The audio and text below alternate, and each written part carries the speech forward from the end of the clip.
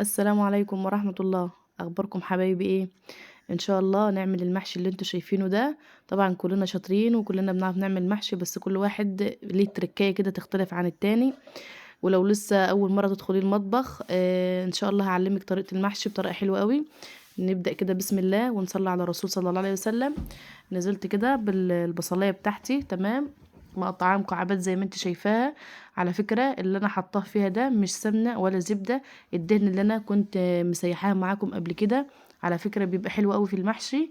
هبدأ انزل بمعلقة توم مفروم، مدقوق ماشي، على الكبة ماشي براحتك. اللي انا كنت عاملاه معاكم قبل كده، انا دايما التقلية اللي زي كده انا بقليها تمام. طبعا الاول كده لما كان السمن البلدي يعني ايه رخيص، فكنا بنيجي كده نحط معلقتين كده من على الوش مع الدهن مع السمن بتظبط المحشي. طبعا دلوقتي يعني السمن راح في خبر كام طبعا. هبدأ بقى انزل بالصلصة بتاعتي، الطماطم بتاعتي، هنزل بمكعب دجاج، رشة ملح، فلفل اسود، كمون، كزبرة. لو حابة تضيفي بهارات معينة تاني براحتك، انا بستكفى كده، ما بحبش ان انا يعني اكتر في البهارات زيادة عن اللزوم في المحشي علشان ما يغيرش طعمه. تمام. هبدأ بقى اور الكرنب بتاعتي كده عبل التقلية بتاعتي ما تتسبك. وهسلقها. على فكرة انا كنت عاملة معاكم المحشي قبل كده، بس بصراحة الفيديو ما كانش قد كده خالص. والنور كان قاطع فيه، وبصراحة حصلت له حوارات فيه حوارات، يعني مش قادرة اقول ان كل ما اجي اعمل محشي لازم يحصل حاجة. بس يلا الحمد لله قدر الله. هنا بقى الصلصه بتاعتي كانت اتسبكت. على فكره مش عارفه بقيه السليق بتاع الكرنب راح فين. تقريبا ممكن اتحذف وانا مش واخده بالي منه، فالحمد لله قدر الله. مش انا بقول لكم كل يعني انا اتفاجئت على فكره بيه ان هو مش موجود. فانا بقول لكم كل ما اجي اعمل محشي سبحان الله لازم يحصل لي حاجه مستحيل، ما اعرفش بقى ان انا بعملوش كتير. فبالشائم يعني مش عايزه اقول بالشائم يعني. كل ما اجي اعمل محشي وحياة ربنا زي بكلمكم كده، يمكن انا اقول لكم مثلا في الموسم بتاع الكرنب ده، دي تاني مرة اعمله. المرة الاولانية ساعة ما النور قطع فيه كده وانا كنت مصورة معاكم، ودي المرة التانية. فانا يعني انا ما بعملش محشي خالص لان انا ولادي ما بياكلوش، فسبحان الله ماليش حظ. فانا بصراحة ابتديت ان انا اعمله عشان خاطر مراد، ان انا برضو اعوده علشان حد يشجعني كده بدل ما انا ما بعملوش خالص، واقول له انا هروح اعمل مثلا عشان اخد 3 4 تصبع، لان ما باكلش فيه كتير يعني. فقلت بقى لا، انا هحطهم قدام الامر الواقع وهعملهم لهم. طبعا بعد ما نزلت الرز من على انا ما بخليش الرز ني، انا بعمله يعني اقل من نص السوا بشويه. بهد عليه النار خالص، وبعد ما بنزله من على النار ببدا احط له الخضره بتاعته، واديله بقى الكمون، الكزبره، الفلفل الاسود. لو حابه تحطي شطه حطي، زي ما انت عايز. وبعد كده بقى سلطه الكرنب زي ما انتوا شايفينها. هبدا بقى اقطعها زي ما انتوا عايزين، كبير صغير على حجم الصباع المحشي اللي انتوا بتعملوه. تمام. هخلص بقى كل الكمية بالطريقة زي ما انتوا شايفينها كده. حابة اشكر الناس اللي دخلت لي جديد، انتوا نورتوني وزدتوني شرف. ان شاء الله. متأكدة عندي امل في الله ان شاء الله يعني خير. ابتدت القناة يعني ترتفع شوية في المشتركين عن الاول كانت ساقطة خالص. وان انا كنت كمان يعني كان عندي ظروف فما كنتش بنزل فيديوهات كتير. فعلشان كده القناة كانت ساقطة مني خالص، بس الحمد لله رب العالمين يعني. الحمد لله يعني فيه ناس في الفترة دي دخلت لي كتير. حابة اشكركم جزاكم الله خيرا يعني عني. احب كمان اقول كلمة للناس، الناس اللي بتدخل دي اللي من تحت لتحت تتفرج دي وما بتعملش اشتراك في القناة، وما بتحطش اللايك وما بتحطش التعليق. يعني انا مش طالبة منك في التعليق حتى لو هتحطي نقطة بس. حرفة مش شرط انت تتكلمي فيها كتير، اي حاجة علقي باي حاجة. لان ده فعلا بيرفع الفيديو. يقول النبي صلى الله عليه وسلم حب لنفسك كما حب لاخيك كما تحب لنفسك يعني.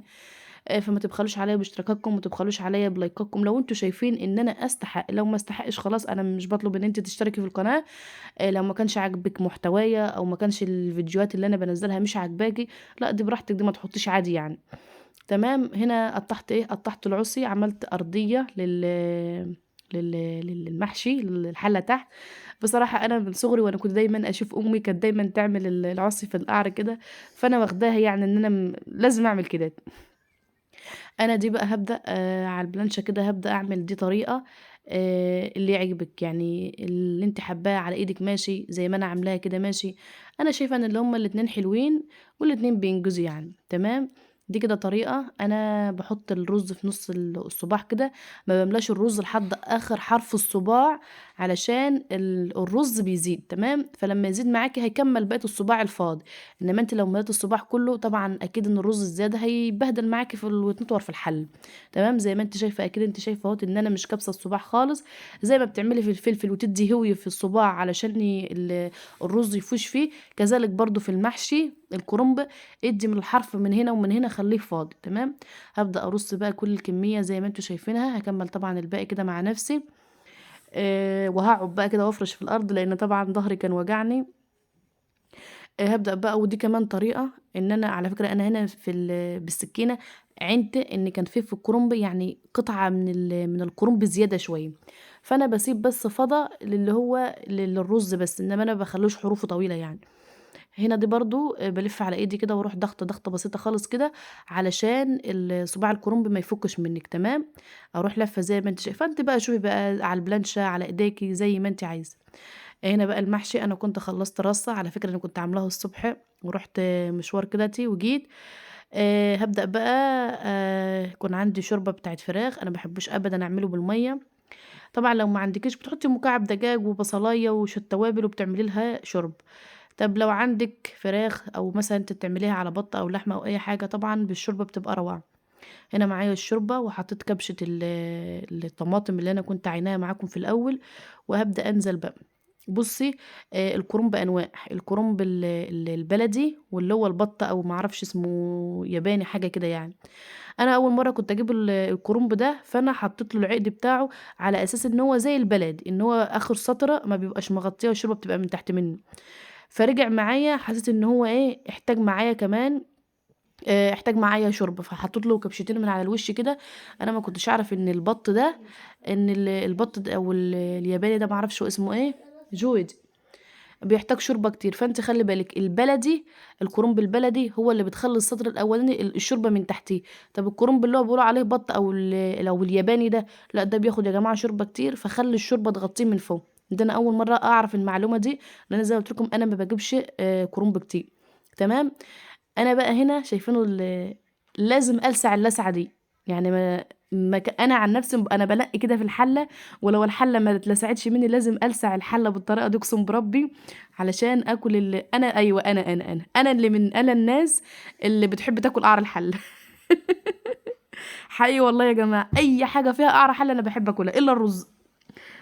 كده كنا وصلنا لنهايه الفيديو، اتمنى يا رب اللايك والشير، دمتم بخير والسلام عليكم ورحمه الله.